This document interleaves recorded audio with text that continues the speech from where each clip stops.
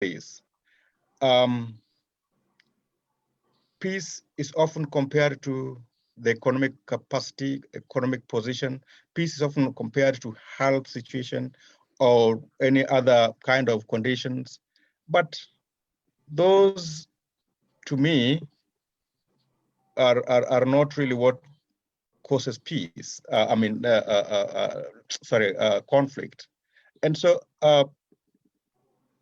if we want to see what causes conflict, then it goes deep into what some people try to compare with a situation of a volcano. We see volcanoes erupting once in a while, and we don't know when that fire that comes out had been cooking all along. This is what happens with conflict as well. Conflicts are caused.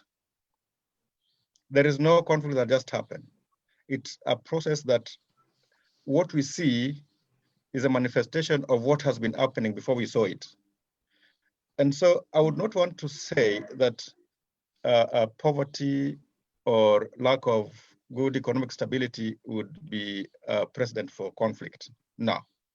And therefore, the fact that the youth may not be very much economically endowed, then now they are targeted to be violent, or that they are now vulnerable to be induced into violence, or that they can be radicalized, is a fallacy. These are stereotypes that were built or are sense of continuation of the colonial violence. You see, the colonial state was created through violence, such that their presence alone was supposed to cause a lot of panic into the indigenous communities. And so when they finally left for us what we now call our independence, what we now proudly celebrate and say is our uhuru, the reality is that we are perpetuating the neocolonialism because we inherited the police structure, we inherited the police training, we inherited every institution of violence from the colonial state. And so the colonial state was supposed to be showing or to be proving that an African, because they did not have the wealth of the Western kind of definition, was automatically violent. And so an African who was even dissenting was a terrorist. Unfortunately, we have used the same to define our own youth. The fact that the youth are not employed, if they say, no, we need this to be heard, they say, okay, you see, now the youth are becoming violent. So I would not want to say that economic conditions are solely a kind of precedence for violence or for conflict. No, conflict has a lot of other things. If you allow me to show, I will probably give some kind of diagram that can indicate a lot of other things that would cause violence, that would probably cause conflict. And then but are we saying in as much as it is not solely the reason to cause, a war, is it a contributing factor? Is it a catalyst maybe? I will say no. I will say no, very categorically. No. Okay, let me ask the young people. It's just an excuse. Okay, let me ask the young people who are here. I will ask Sanya to type because of time. I will ask Sanya to type, as a young person, do you think what you're going through as a young person is a catalyst for you to, channel your frustrations in a violent manner? As he does that, let me also recognize Madam Eda. We just showed a clip of our interview with her, and she says, peace begins with an individual. It may not indicate physical threats, but also inner peace and emotional and mental stability of an individual. Lack of inner peace at the basic level, I think, is connected with physical threats at the basic level. I cannot agree with you more. Madam Angela also wanted to say something. Madam Angela is one of the brains behind Youth in Policy. So for respect, and she sits on our board. So I will ask you in a minute as we move to the second question, to the other question, to just say something about peace. Just a minute, so that we can move from definitions and actually talk about the nitty-gritties of peace and war. So Madam Angela. Yeah, just I just wanted to say something about the definition, because I feel it needs to go beyond the harmony that we are insisting, the lack of violence, the lack of conflict, and all these. And there's something that you pointed and you asked whether it can be a contributor, and someone asked, can peace be destructive? In the questions, and I think if we go further and look at on the flip side of the peace aspect, is when people when there is an insistence of the calmness, the being firm, the being stable and all that, and the surroundings around you gives you a perception of inequality. And I want to insist on the inequality aspect, where we feel that you can see that, and there are many indicators of an equal society, an equal propagation of many things, and also, and at the same time, you are required to keep peace, to keep calm and all that. So how do we define that? The fact that the inequality aspect pushes people to think otherwise of what we want to be, even when we want to be it. And even when we want to be peaceful, we are pushed to be in a situation where we are going to question issues. And when we question, we are not given that space where we can question the issues critically. What happens? So for me now, I look at peace from a deeper kind of a situation, that even when I am poor, critically, I am asking myself, do I have opportunities for not being poor?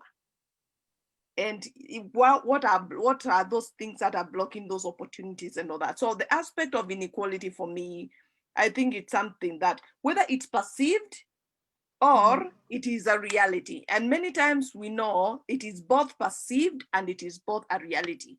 We can't negate the two.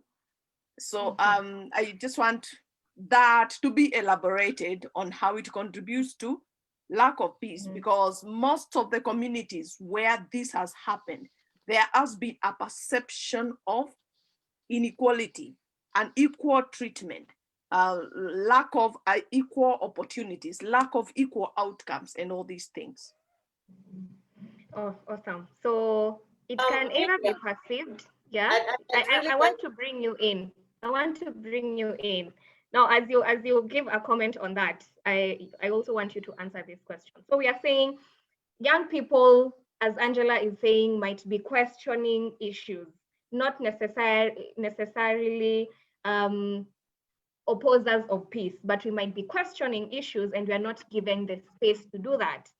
But now we tend to question issues around electioneering period, and we are nearing 2022. And clearly it might get messy.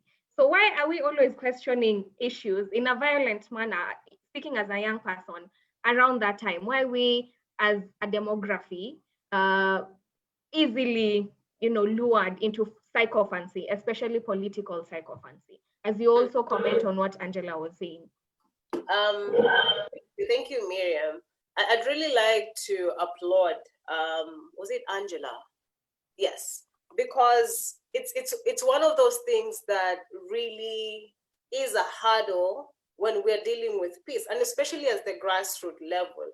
I might be speaking from a privileged perspective because I actually did my undergraduate on peace studies. So to me, some of these things might seem too familiar. But now, to that particular youth who has no understanding of peace, who has never experienced peace, personal or environmental, there are all these perceptions that I think Samwel alluded to. The perception on youth being violent. And let's face it, where did this perception come from? Look at who Al-Shabaab is. Al-Shabaab, in its definition, Al-Shabaab is a youth, a young person, right? And so people think because Al-Shabaab are young people, then young people are actually violent.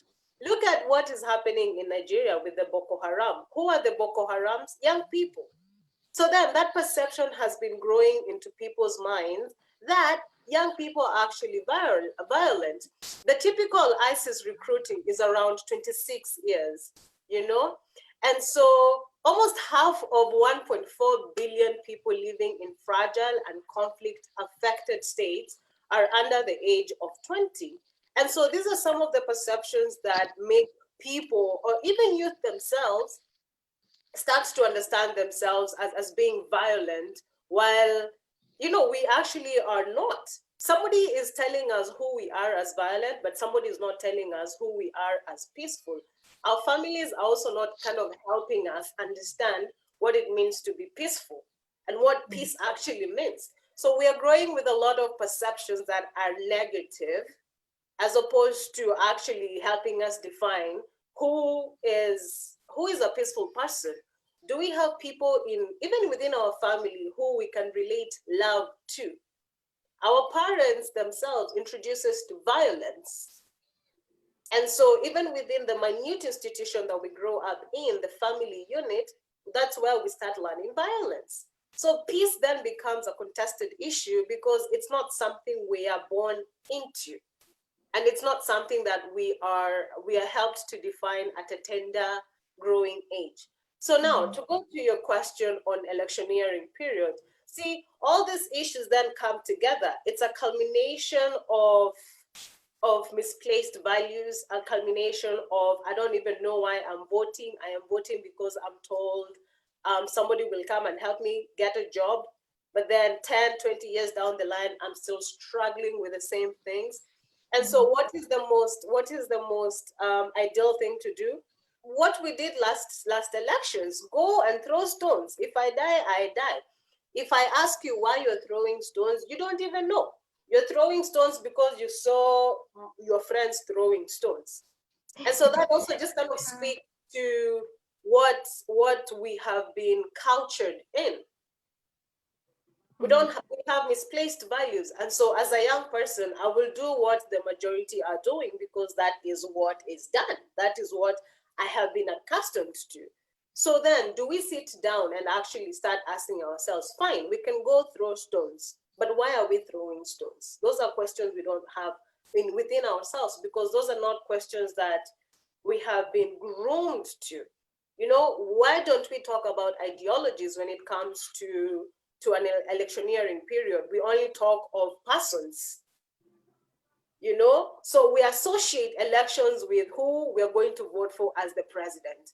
And if it's not somebody who's coming from our particular tribe, then we are going to even hate the neighbor who I have been borrowing salt from. And then after the electioneering period, then I go back to borrowing salt and living in harmony and letting my kids play with them. We probably travel to another place, but after the elections, you also come back. So these are cultural conditions that we are being accustomed to, and nobody is telling us a counter narrative towards that. And so it's the conflict that we're talking about. I think Samwel and I alluded to when we were starting. It's within us. We don't understand why we're doing it, and so we do it blindly. Can we just try to understand why we do it? So I will pick someone. Jefferson, if you can hear me. Is Moses Jefferson? Yes, Moses Jefferson. Yeah. Why do young people throw stones? Why do young people throw stones? Why are we violent? Because you see your friends throwing stones. Why? Tell us why. Okay, young people are violent because politics in Africa is very corrosive, and youths have not been given the platform to air their views. And because of this, youths feel that they have been sidelined, that they have been put aside and are not being included in the development agenda of Africa. And that's why many youth opt to throw stones so that they can express their anger and dissatisfaction with the current regimes that are there. And Another thing is that youths are being used as political tools by politicians to be able to achieve certain means. So like now in this country, a lot of politicians are trying to woo youths on their side. We can see this every day on television, and a lot of youth are now divided on which side of the political divide to support. And when it comes to election time, the state that is currently being witnessed now will have polarized the country such that it will be an us versus them situation. And the youths are the main people who are being used. These politicians will fly and go to other countries, but the youth will remain here fighting for people who are not even there. You see? Okay. So you're youths are raising just two very, very important issues. Thank you, Jefferson. So you're saying, I asked, why do youths throw stones and become violent? You're saying we are not given a platform to air our views. And I will throw this question back to young people. Is that the best way to air your frustrations? Or is that the only way we know to air our frustrations? As we think about that, and then also, why are we always falling into, because as the way you're speaking, it seems you know better, but yet somehow you always go back to being used by politicians. Why is that? Just let us know on the chat box. So to push this conversation forward, I'm really, really enjoying things that are coming out of it. I hope you are as well.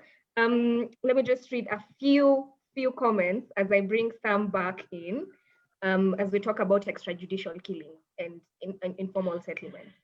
So Philbert, our communications guy, says peace is conquered harmony and tranquility, peace of mind, peace of mind. Eda was also saying peace of mind, then physical peace comes later. Mercy says, I also think it is easy to brainwash young people. Their foundational beliefs are shaky and are in dying need to belong. Sanya says, clearly people act from pressures and our actions are mostly informed by our present situations, perhaps also continuous aggression and deprivation in terms of opportunities and outcomes make most youths become more agitated. Say, for instance, of the growing number of unemployment, social injustices, high standards of living, and the stereotypes. So yeah, technically what we are saying is that from what I'm reading, young people feel pushed, but then I'm asking, is that the only way to channel our frustrations? Let us know. So Sam, back to you. We've been seeing a lot of extrajudicial killings, and especially in informal settlements in Kenya, across the world.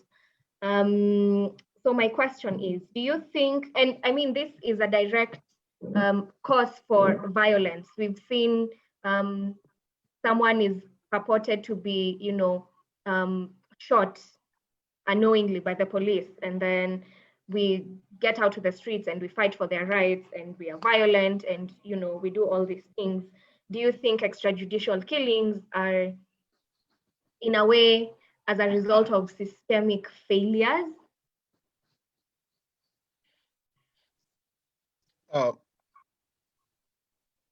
Miriam, I think extrajudicial killings can never be anything associated with failures.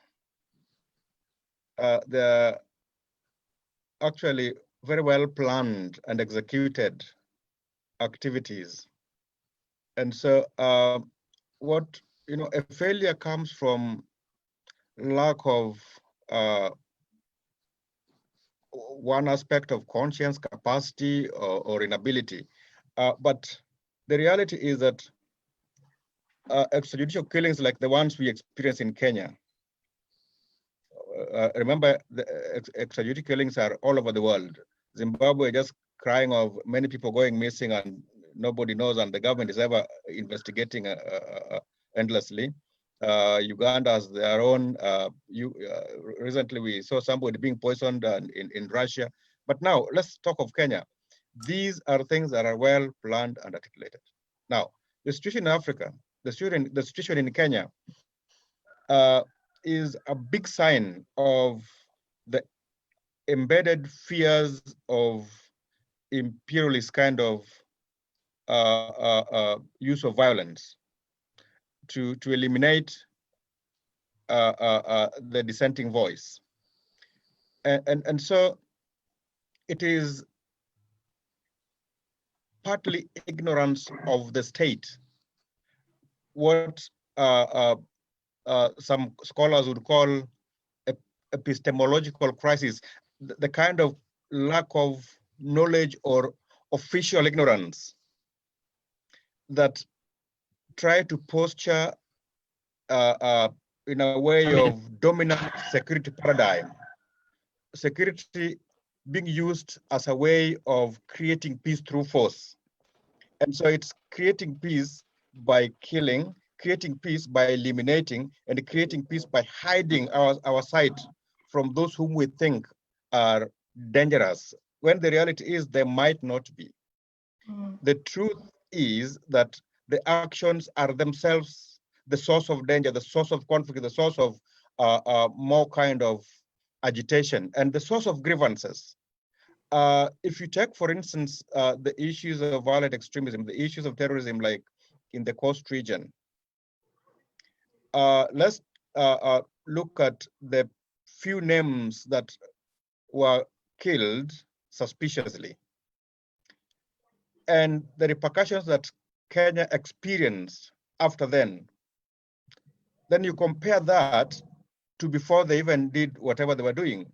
It tells you that extrajudicial killings are the worst form of intended actions by the state to force their existence, even where they should involve a lot of peace, some kind of peace processes. And so it's a notion of criminal models used by security policy agencies to pursue unknown and the known. And at times, they treat the unknown as the known. Like they would tell you, yes, we are aware that there is a terrorism cell or whatever terrorist cell in Garissa or in Mandera or in Mombasa. They are aware, and they will tell you, yes, we have actually averted some actions. Then you tell them, okay, who are these and where are they? Then now we don't know. At the same time, they will tell you that, okay, fine, we don't know when the next kind of violence will come. We don't know whether the youth now will cause chaos in Nairobi or in Eldoret if we do this. But then, they, in that not knowing, they say, okay, what we know is that at least violence will occur anyway. So we are preparing. And if violence will occur, then we know it is Miriam or so and so who are their leaders who can cause the chaos. So let us first of all deal with the Miriam. Who tells you that if you do that, then you're solving the problem? So it is not a state failure, but it is a state injustice that must be treated with a lot of insight so that we have the youth free from some kind of stereotypes, that the youth being the main followers of so and so, they're likely to cause conflict and therefore they can be eliminated. You can never eliminate all the youth after all. And so, yeah. Reality is those who have tried to use violence even in revolutions have always caused bigger revolutions. Hitler himself went through the same sword. Name them.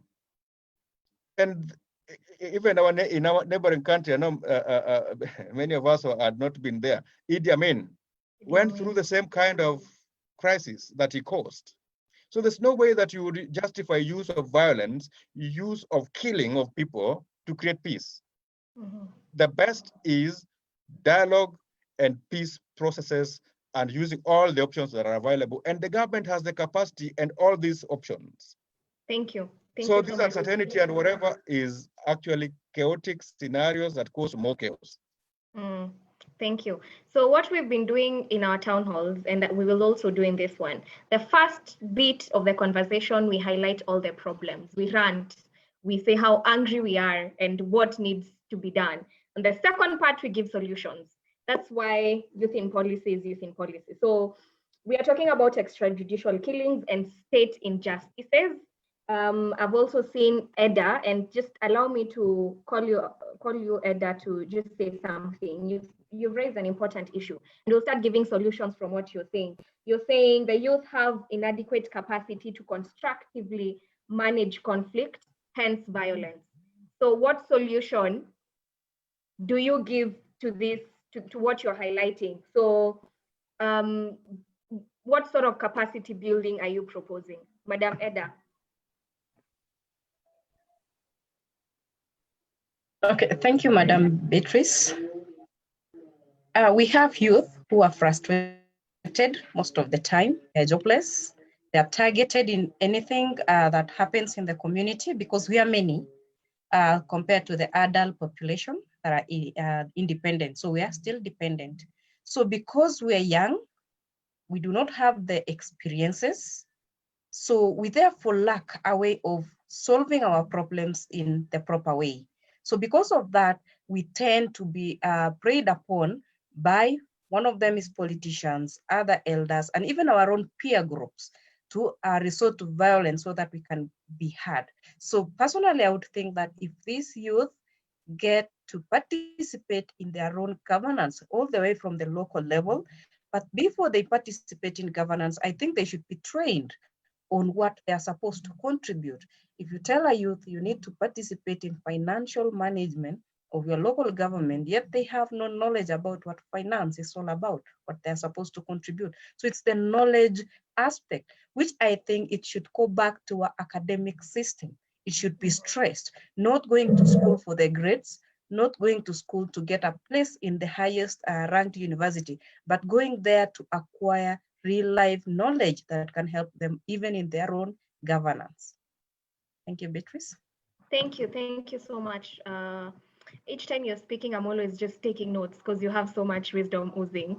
So we are saying capacity building, we are saying affirmative action, we are saying we need to go back to our curriculum, our education system, so that we can instill values and, you know, good governance and all that. I hear you, which I completely agree. Maybe I can also add, more importantly, is our family unit. Our family in its own is also a source of violence. You grow up in a family where you are always subjected to either physical violence, domestic violence, emotional violence. So what sort of a person are you going to produce in future? It will be just a person who sees violence as a norm. It also goes to our religious institutions, where we also have our leaders in the churches, our leaders in the mosques, being the people who abuse us, being the people who are part of violent groups. So what do you expect? A leader being violent, a father being violent, a mother being violent, and you are growing as a youth? Once you are turned an adult, definitely that is what you are going to do. Be violent to get your way and get what you want. Awesome. Thank you so much. All these things, you are putting them down, and then after this, we'll sit as a team and come up with a very simplified policy brief. So we need to check our family unit, and this is something I'm always preaching, so I completely agree with you. In as much as we've found ourselves in broken family units, we need to be deliberate in the families we are bringing up, you know, as young people, our religious institutions. Thank you so much. So before we continue this conversation, there's someone I've been meaning to bring on board, John Michael Sanya. John Michael Sanya is our political affairs director in youth and policy. So Sanya, we are coming up with solutions, and I don't know if you can hear me. If you can hear me, just unmute your mic.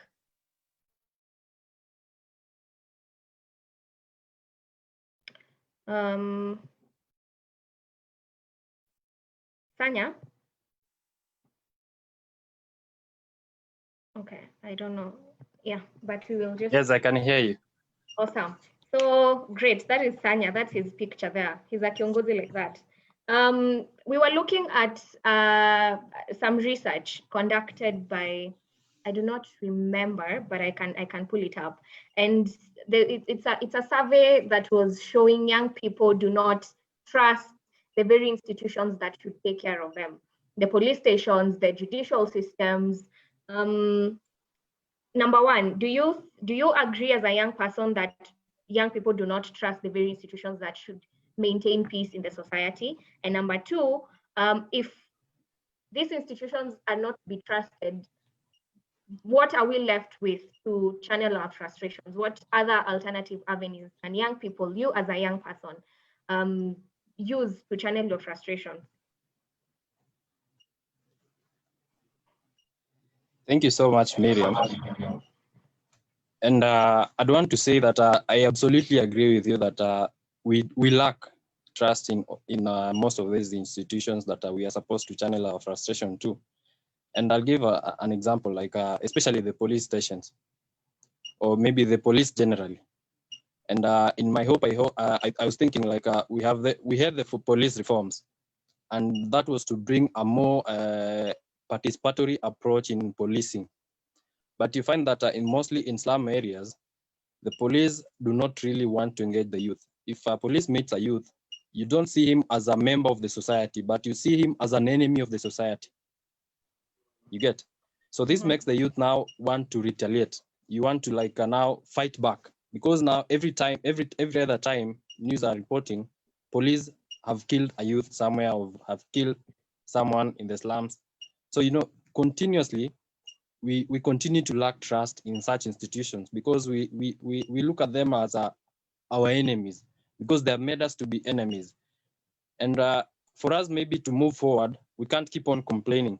So to move forward, I'll suggest that we need to find a way of how we can engage the police, to have a sit down and look at how are we going to ensure that community policing is ensured, especially now involving the youth, because the youth are the majority in our population.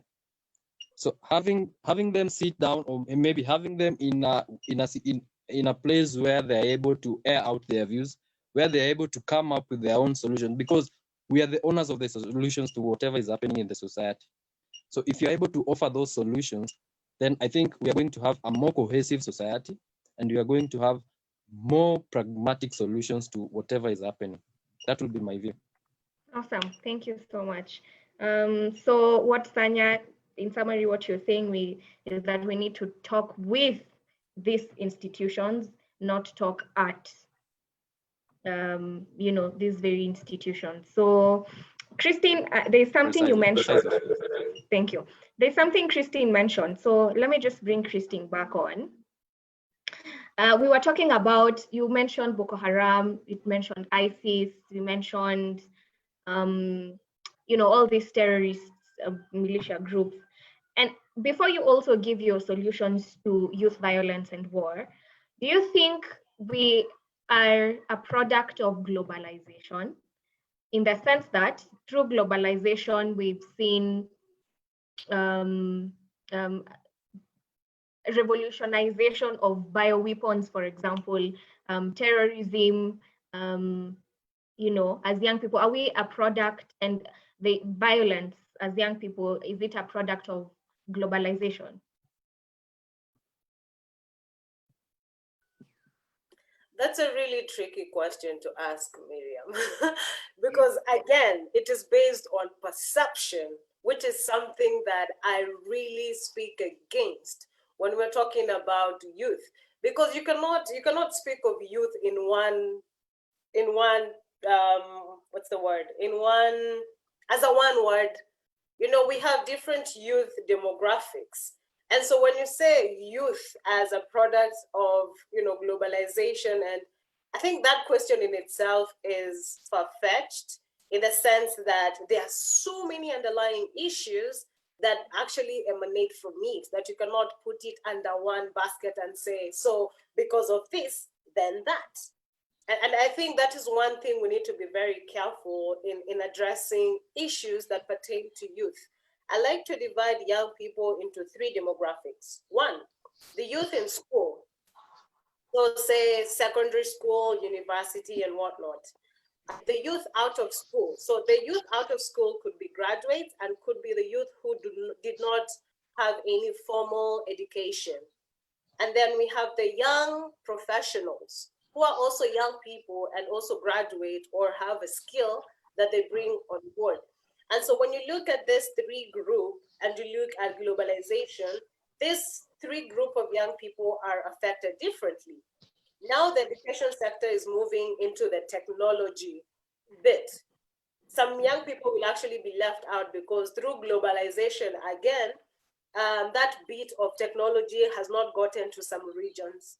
When you look at the young people who are out of schools or have a skill, that now they're forced to stay at home because ideally they're being told because of the virus that you need to stay at home. They don't get to exercise their skills and also offer into economic solutions. I don't know. Is a problem.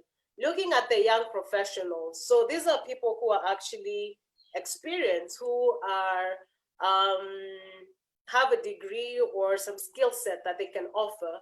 But then again, because of some of the underlying issues, then they don't get to experience and maximize on their capacity because of these underlying issues. I'd also like to mention there are two factors that lead people to violence. There's the push and the pull factor. The push factors, some of these factors that most of us, I think, have alluded to are society level factors. So factors that are conditions that make up an environment more conducive to violent extremism.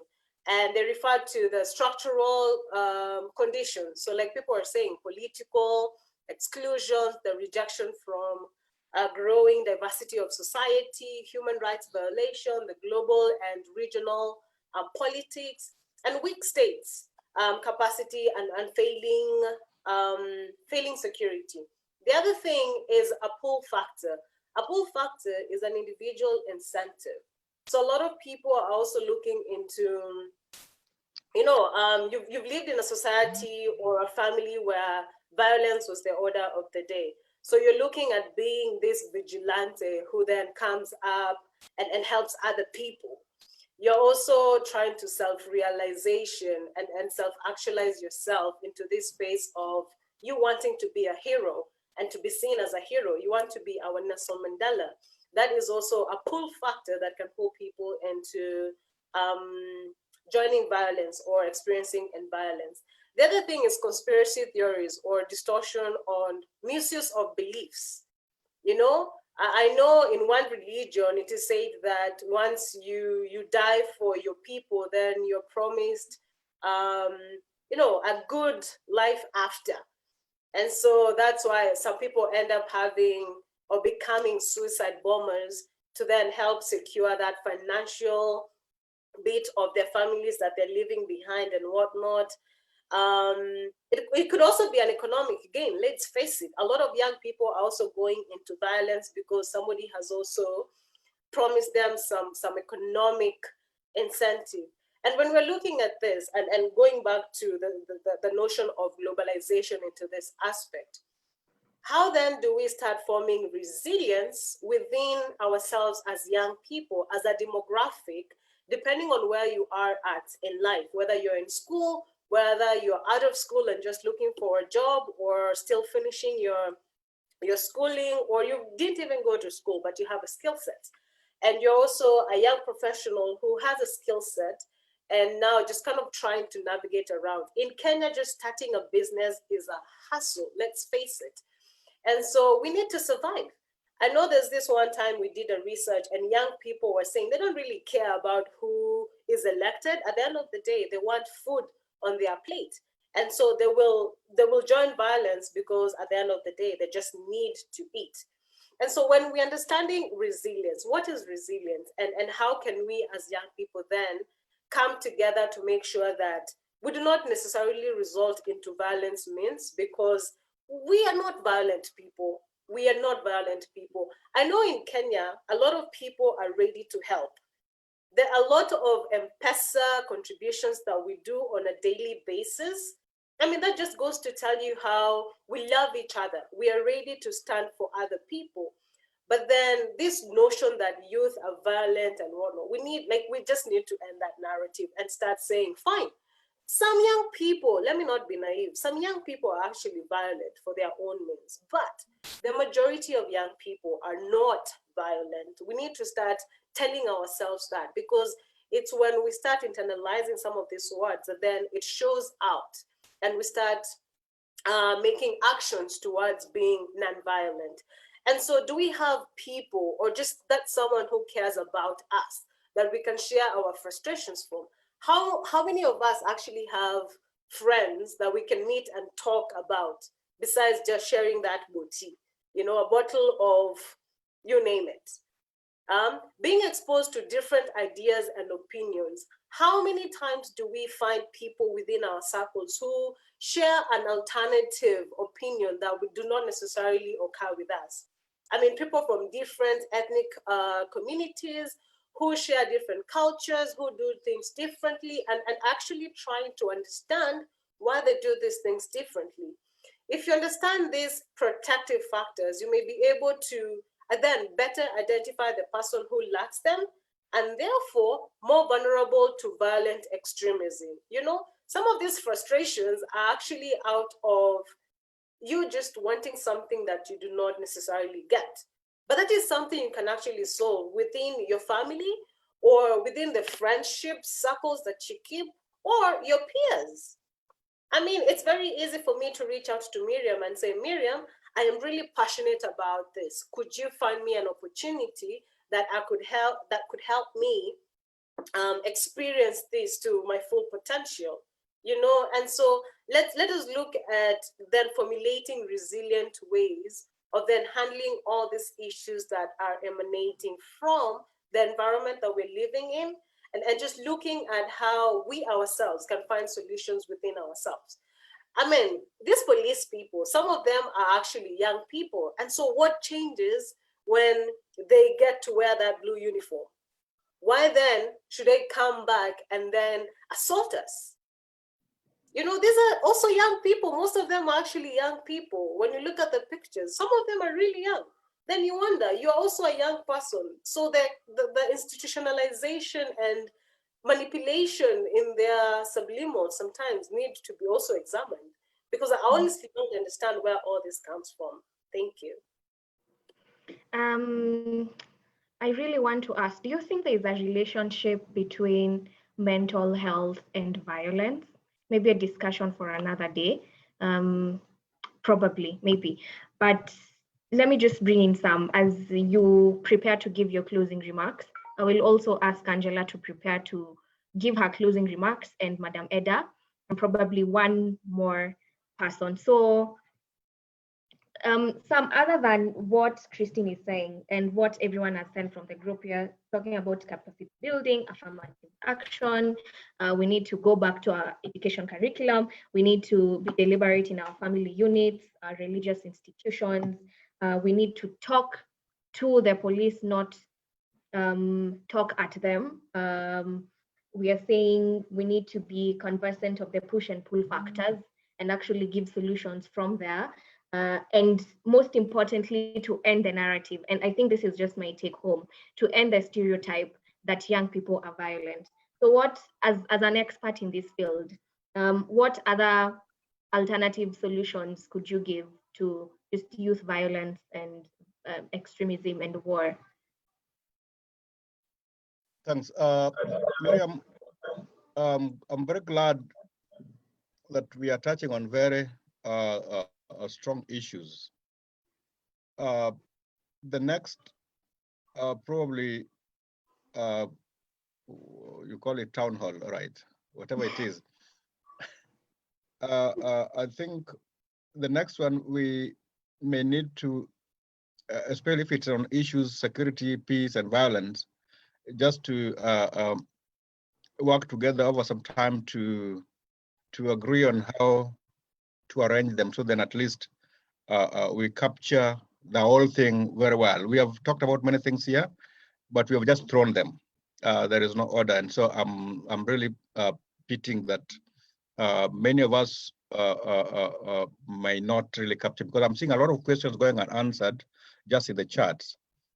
And so in the best interest of time, I would not want to go back to those. But if you would want them to be answered, I think we would want to touch on them just like in half a minute each. Now,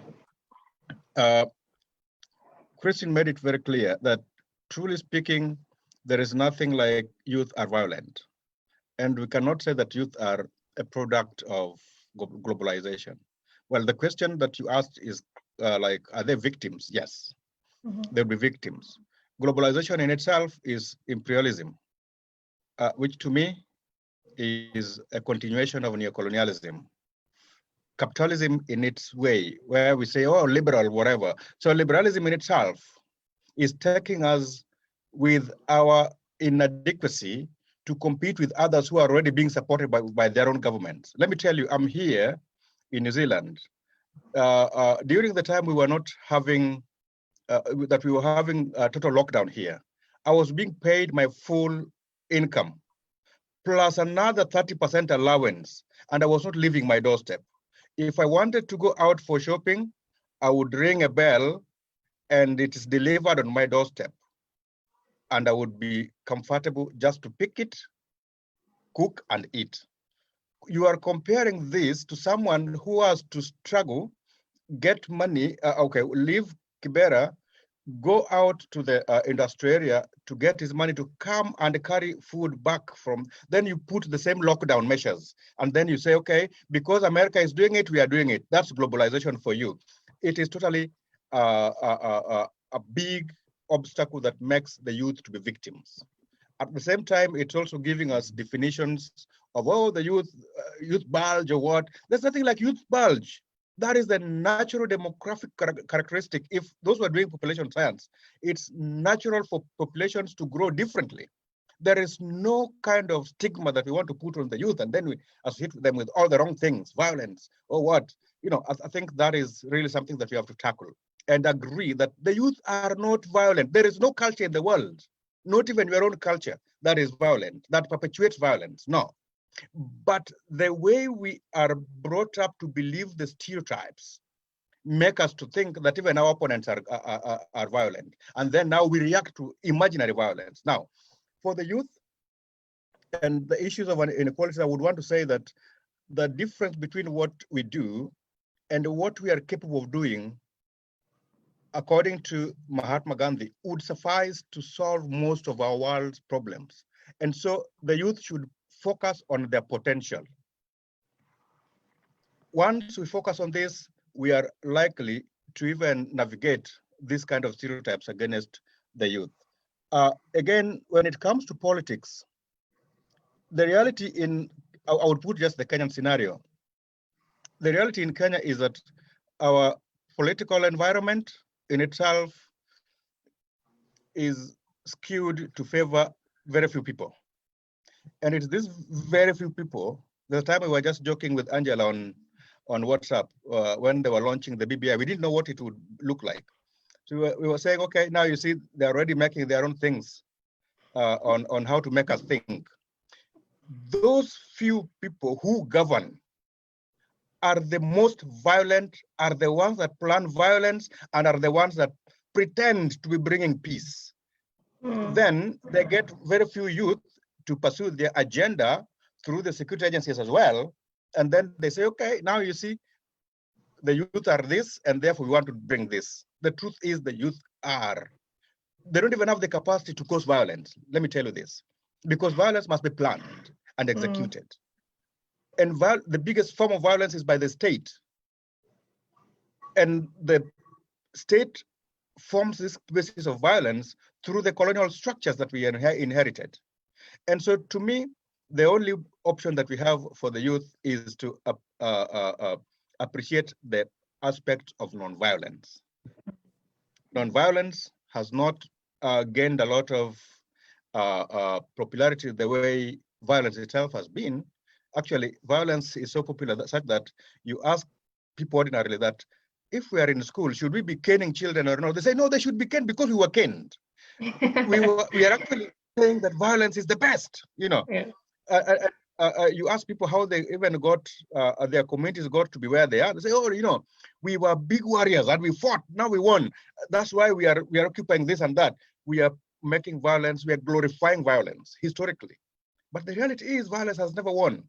Non-violence has, as much as it's really not very popular. So we should embrace non-violence. And this should help us to pursue justice, counter oppression, use manners of breaching the law so that we show our civil disobedience and challenge the unjust by remaining united, focused, and enhancing our capacities as the youth. Thank you so much. Beautiful points there. We'll give a recap at the end, but I think we have time for 2 or 3 questions, and there's one person who really has a burning question. Dr. Meroka, just please, in a minute, shoot your question. Unmute your mic. Thank you, Beatrice. You can hear me? Yeah, yes, I can hear you. Just go ahead. So my question to Samwel Oando, you talked about extrajudicial killings, and you said that what are results to excessive use of force in attainment, like the results of excessive use of force in attainment of peace. And I really wanted to maybe try to ask you, Oando, why do you think that maybe we have like extrajudicial killings of police they're so dreadful and prevalent in Kenya? And the other thing is, do you think sometimes police using excessive force may be more so on people who are regarded as threats? Maybe you get sometimes our legislation, the process, the system itself, it doesn't tend to work out.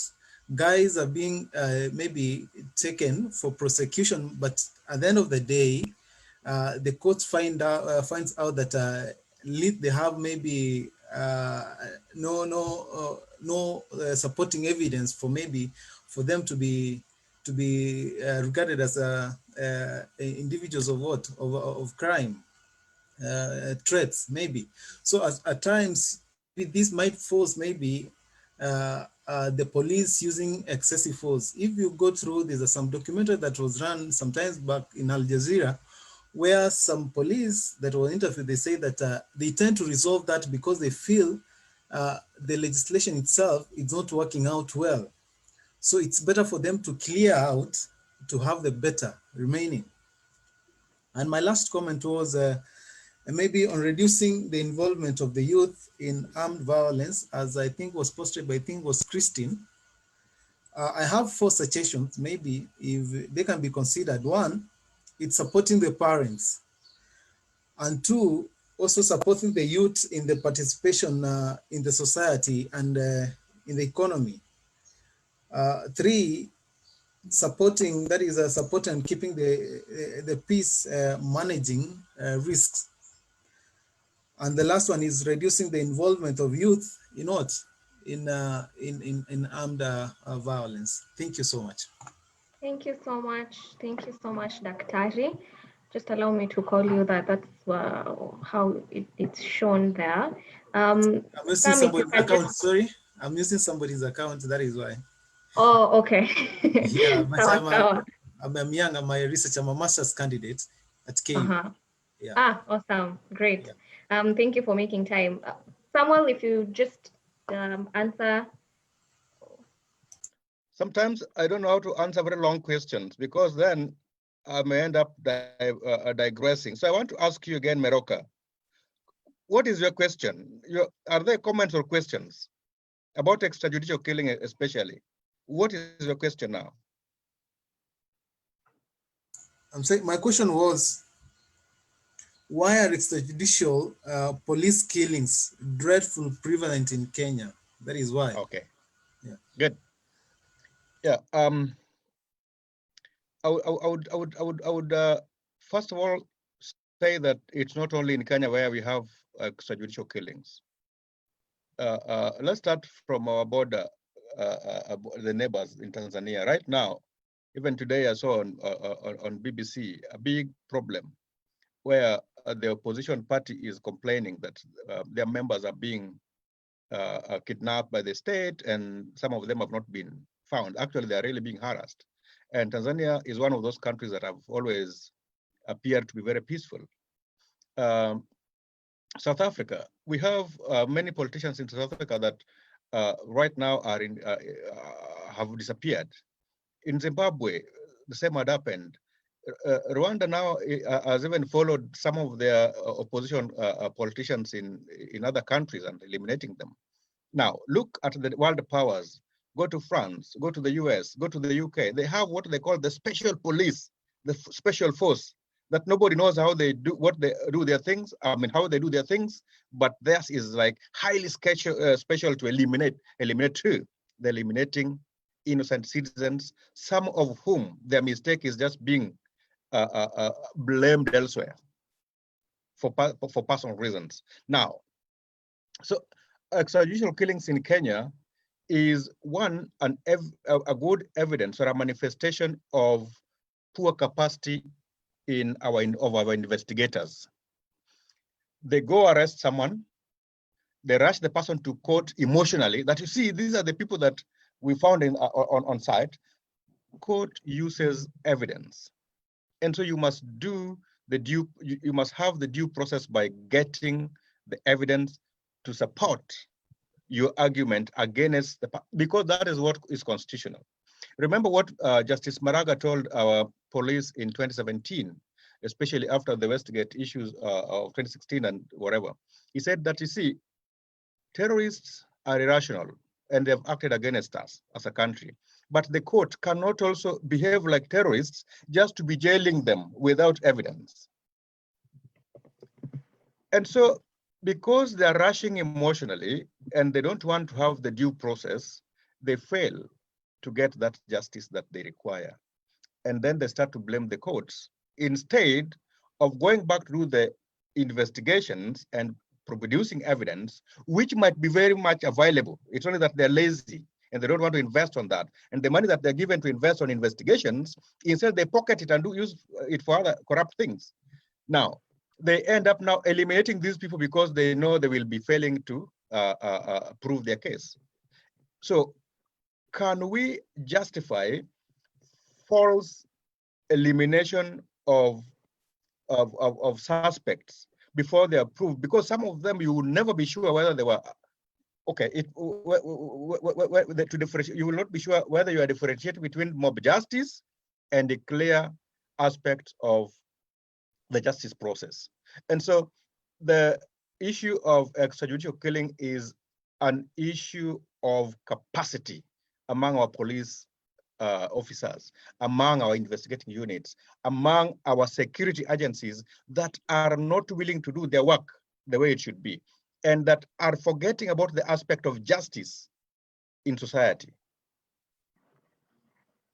Thank you so much, Sam. And as you had said earlier, I think this is such a wide topic, and we've just sparked a conversation, which is what we like to do, but we need to maybe organize for other forums in future to just talk about specific issues. If it is extrajudicial killings on its own, how do we make institutions like IPOA, how do we make them accountable? You know, our judicial systems, who keeps them on check? You know, as young people, what role do we have to play? So this is just the beginning of a very interactive conversation, and we hope to have more of such forums. Just look out for that.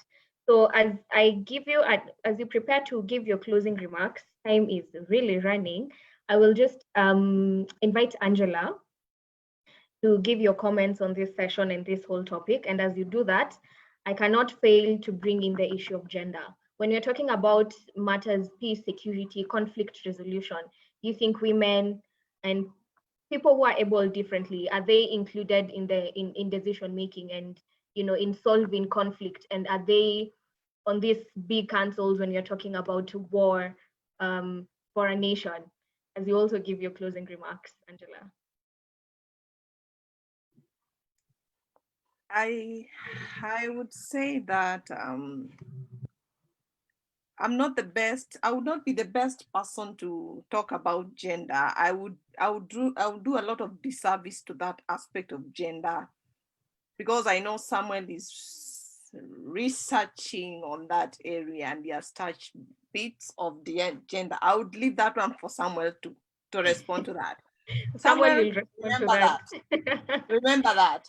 But on the issues of finding solutions, I was actually looking at I will always, in as much as I agree with Sam in a lot of sense that governments are being instruments of violence, and they've actually propagated that in many ways.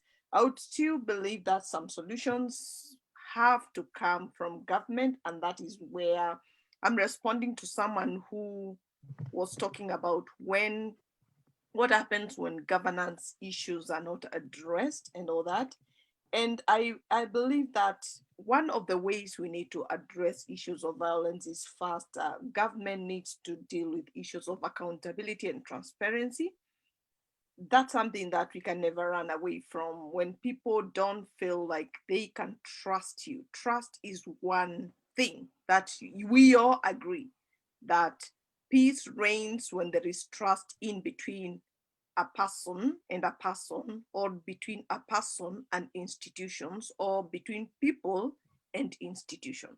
So we can never run away from that. And transparency and accountability is one aspect that needs to be addressed critically in Kenya by the government, especially on issues of funds and issues attached to elections. The other aspect that I feel that needs to be addressed by the government is on issues of wealth inequality.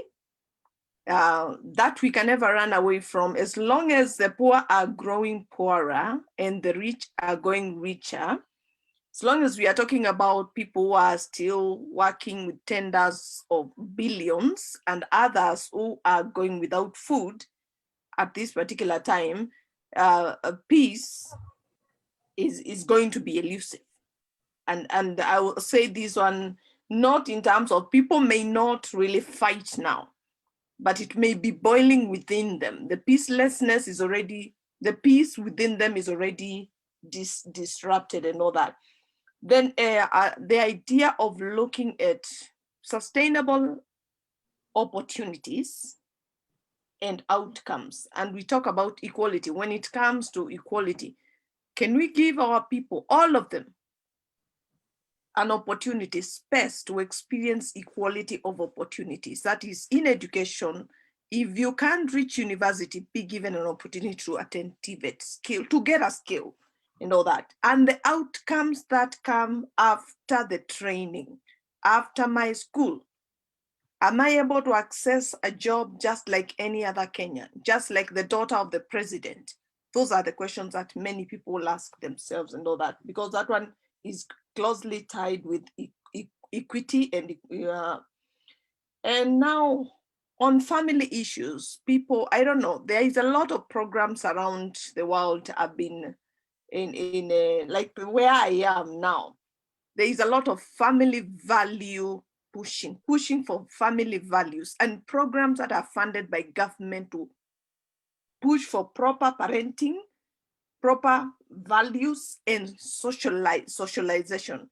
Even when we are getting globalized, we also need to deal with the social issues around them and also addressing the mental issues, the mental health issues and all that. So now that I've said that, and many times we say that, okay, transparency, wealth, inequality, and all this, how do we make the government address us and listen to us and get where we are now?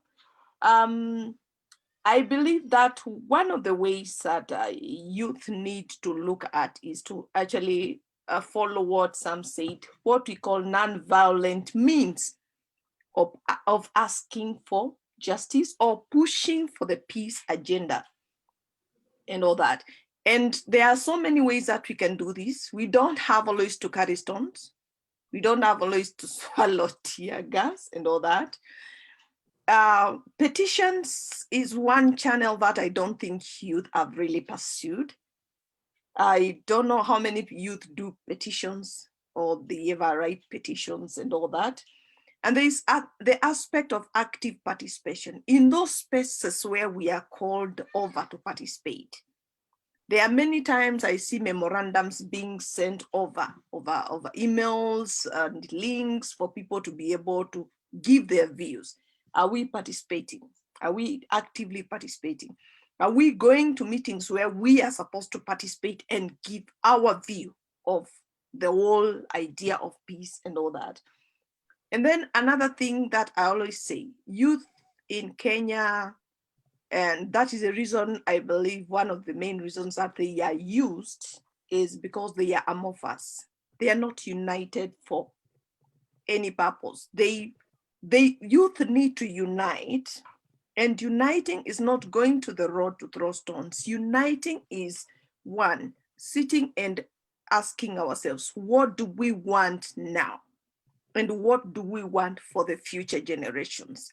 And if we are looking at now and the future generation, how do we intend to pursue it?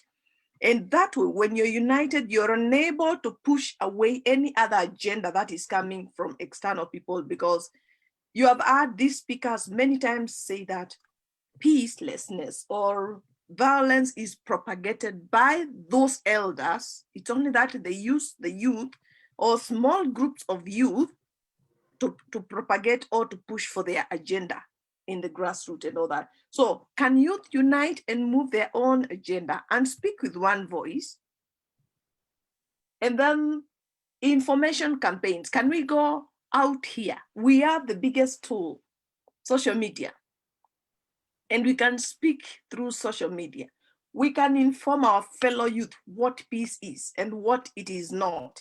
And we can actually push for the agenda of peace, at the same time, push for the youth to be treated with the dignity that they deserve and all that, and push for what we need to know and what we need to have as youth. And finally, can we push for community family programs that are teaching people how to live as families, parenting, non-violent conflict resolutions at family level and at community level? Thank you. Thank you so much, Madam Angela. So, goodness, I have so much I've written down, and we will share all these suggestions with the right people. I want us to wrap this conversation up, but before we do that, we cannot fail to hear the closing remarks of at least one young person. So I'll call Jefferson to just tell us what's your take home. What do you gain from this? As you do that, Madam Edda, since you've also been a part of you are also a panelist in a way because of the interview, just get ready to also give your closing remarks in a minute, and then we'll do that with Christine and Sam, and finally wrap it up. So Jefferson. Jefferson?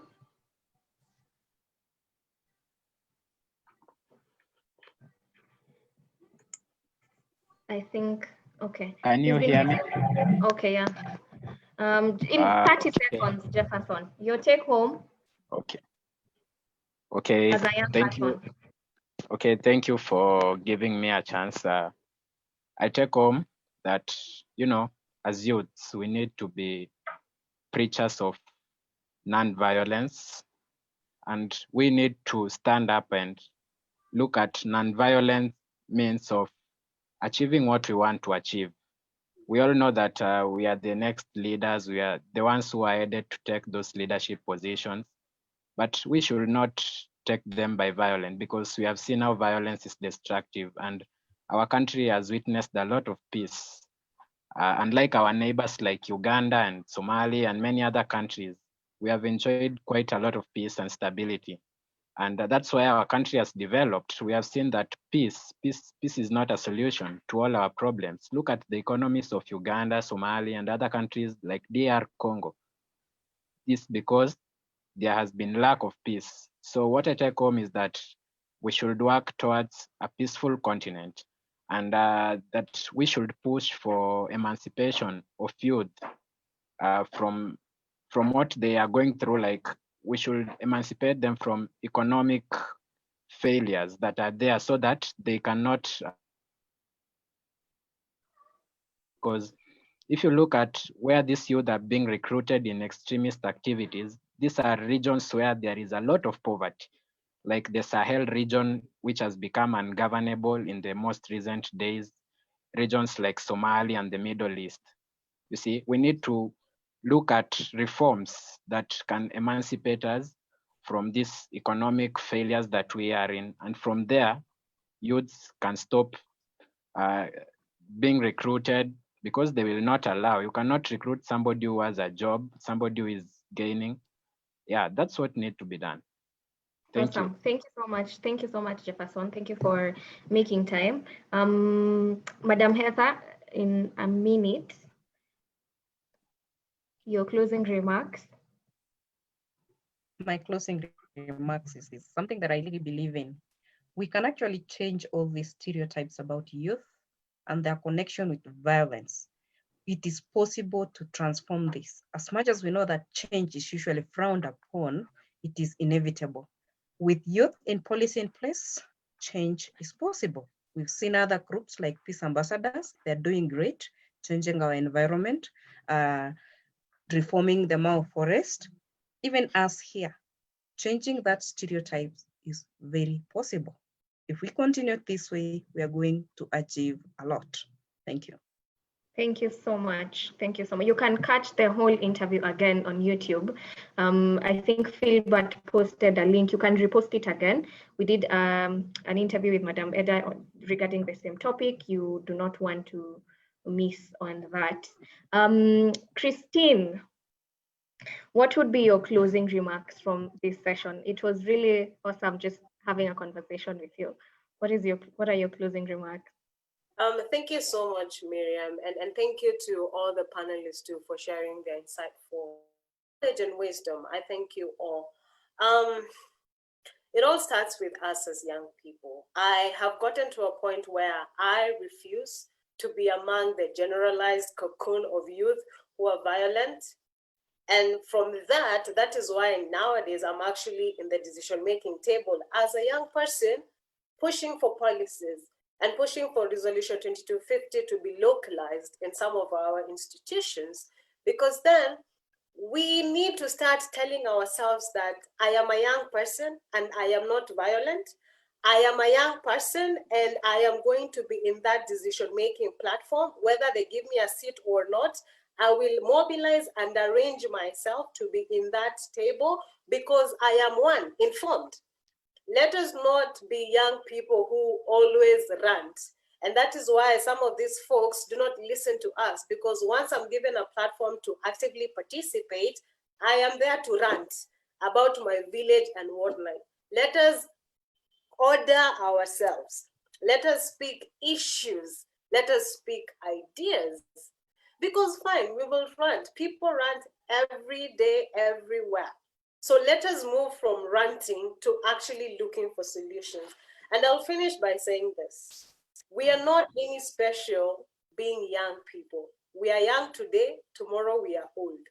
The same challenges that we think we are facing today, old folks face them while they were our age. And we are going to live, probably not, but I'm hoping not, live this for our children who are coming behind us. So it's a vicious circle. And so if we do not mobilize ourselves and actually tackle these issues head on, we are doing a disjustice to ourselves. Lastly, Nelson Mandela said, interventions only work when the people concerned seem to be keen for peace. Most of us, even within the peace building field, are not keen for peace. We are keen for me being the next peace ambassador in Africa. And so when I'm going to this negotiating table, I am not going to negotiate for peace. I'm going to negotiate for my own economic and my own personal gains. So let us change that perception as young people. It is an inequality that we are inheriting. It is not good. And I will tell you as young people, it is not good.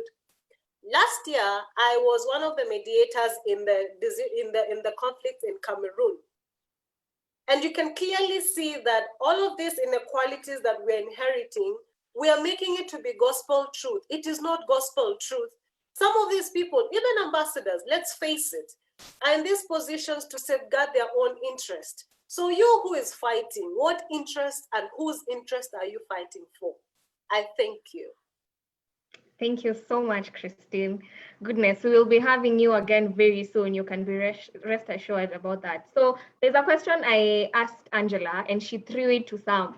So Sam, as you give your closing remarks, I'd want for you to comment on the gender dimension when you're talking about peace, security, violence amongst young people. I don't know if Sam is still with us.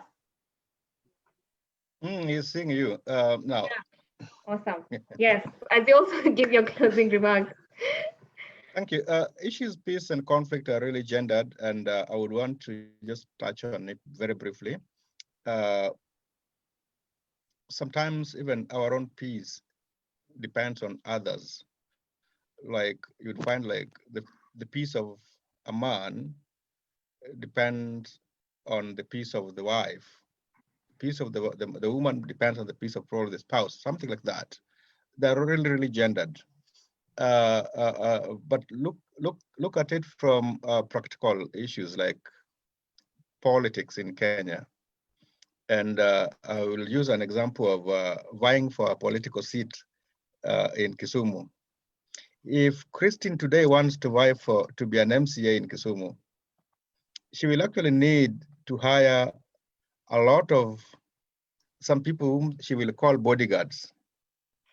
And these bodyguards must be very vicious characters that can inflict a lot of pain on others. And so we manufacture a lot of violence, which is gendered. So you'll see it is really unfavorable for women, especially to go for political positions in Kenya, because one, the moment you declare that you are contesting, you are given a name, and the names are always sexualized. And every woman that goes out to be very vocal now, that is a prostitute, that is what, that is, you know, and that is in itself violence. And then the environment of even the campaigns is too rough that sometimes it affects women very differently from the way it affects the men. Look at issues of violent extremism or terrorism. The roles are very different, and the recruitment process also is very different, and it targets both women and men very differently. And so conflict itself manifests or grows in our environments in a very gendered pattern. When you come to the aspect of peace or peace building or the issues of keeping peace now, let's start with the forced peace, where the police come to reinforce the peace by hitting people like they went to do it in Migori. I understand the church became very hostile, so the police were more peaceful than the worshippers. It ended up that many people died, but look at those who died. You'll see a good number of, more of them were actually women, whom I believe were not even throwing stones, if probably it was because of the throwing of stones. Right now, the figure has reached 8, and we have 3 children, 2 men and 3 women. So this tells you that violence and okay, that kind of forced kind of peace is also very destructive. In peace building, you, Miriam, today, you go to Kariobangi, you convene people to talk to them, they look at you like, what is this girl telling us? Is she even married? Does she even have a family? You know, those kind of things will first of all happen to. But when another young man, let's say Meroka, goes to the people will listen to him, and they will even try to start imagining, does he want to be an MP? Does he want to, you know, they associate him with growth, and then when it's a lady, it is downward. So and even ladies, it's more different. If you are in the villages and you are a woman that is probably 60 and above, they'll listen to you. If you are younger, even if you're very educated, all those scenarios are really, really affecting us in different ways. But in a nutshell, what I would say is that issues, conflict affect and manifest themselves in very gendered ways, and they affect both women and men differently. Mostly men die in the war. Men are the biggest causes. If you see where people are even scrambling for boundaries, resources, men must be always there. Then you come to the aspect of even corruption. When a woman steals once, we shout to the top. And when many other men steal, they say, you know, those are the issues. So very many of these things are really gendered, and it affects the youth the same way. So that the youth really lose their voice. But female youth may lose their voice even more. And so that is why we need to really have a lot of proactive initiatives to build our own capacity, even in a gendered way with affirmative action by saying, yes, if the young women are themselves disadvantaged, let us make sure that their capacities are improved so that they can bargain equally in the negotiation table. They can bargain equally in the decision-making table so that those gender dynamics are addressed. And so by doing this, I would just echo what everyone else has really put today, that we must address the stereotype of the youth as a violent group. And for this organization now, I would want to give you a parting shot with a quote of Margaret Mead when she was actually addressing the Americans who were really, really dissatisfied, but they were now a minority group. They were thinking like, what would they do to change the world? She said that never doubt that a small group of thoughtful and committed citizens can change the world. Never doubt. Indeed, it is the only thing that has ever changed the world. So it means your commitment as a group, small, young, of young people, that is what we need as the first step to change the world. Thank you. Wow, mind blowing, truly, really. Thank you so much, Sam. I do not want to water down what has been said by the great speakers that have been here and all of you for participating. But my take home is, number one, we need to organize for such a forum, another forum, but pick on a particular subject next time. I'm thinking extrajudicial killings. You can also give your suggestions. And as I conclude, as I give this summary, there's a link that has been shared by our communications guy. It's a Google Doc. So just a few questions, about 5 questions, to just tell us what you thought of the session and areas you think we can improve, and what other topics you'd want for us to organize as youth in policy. Yeah, as you do that, we're talking about some of the solutions that have been given by you people. We need to really think, in as much as we're talking about peace at a global, international level, we need to think about peace from the family unit, and really think about our family values and our parenting values, you know.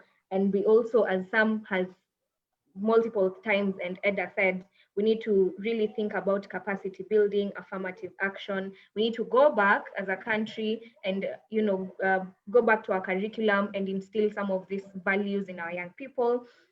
We need to engage systems in a manner that is not violent.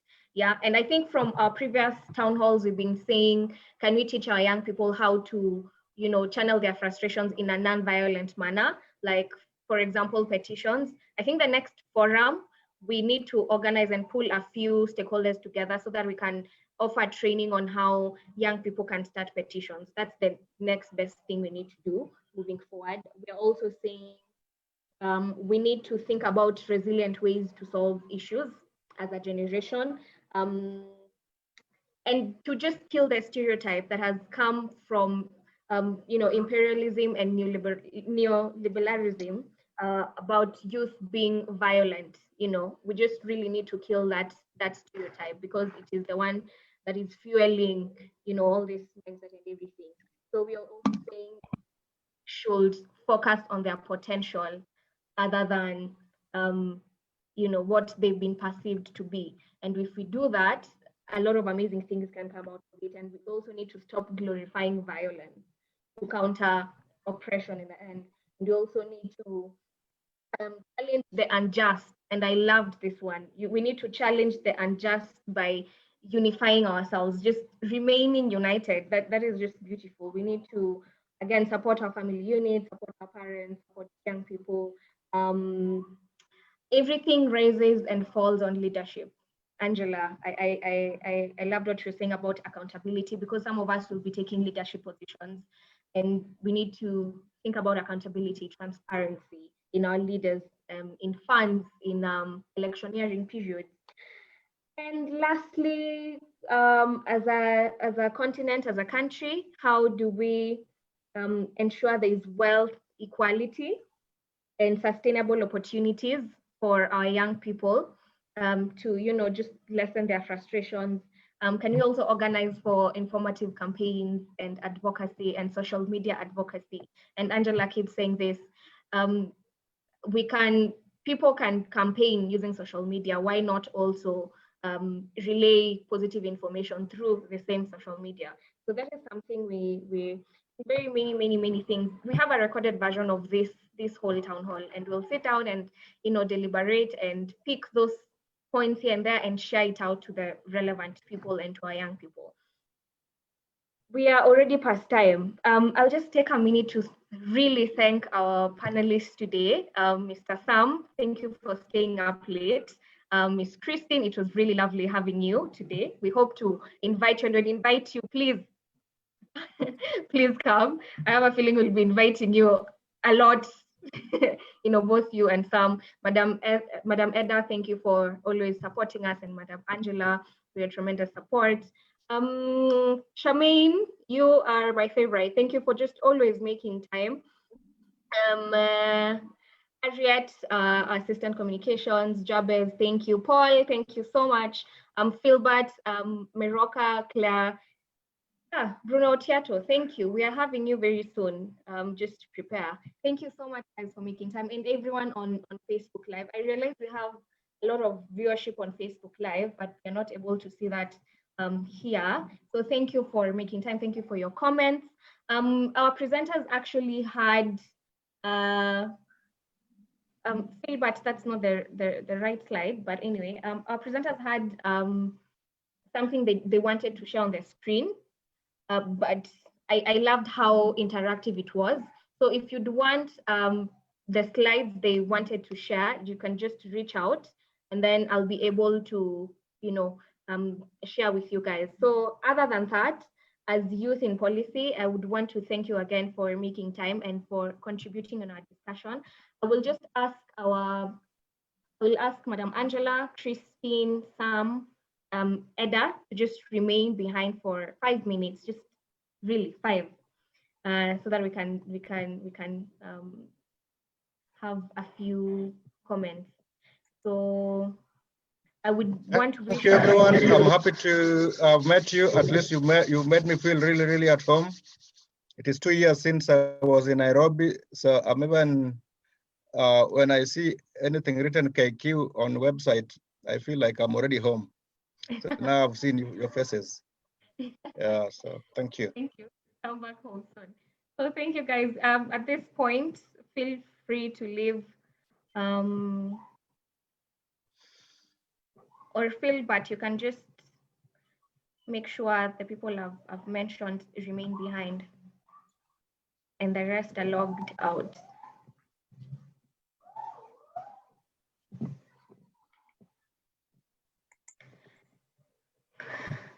Awesome. That was such an interactive session. I enjoyed it. Really, truly, I did. You can stop sharing on Facebook now.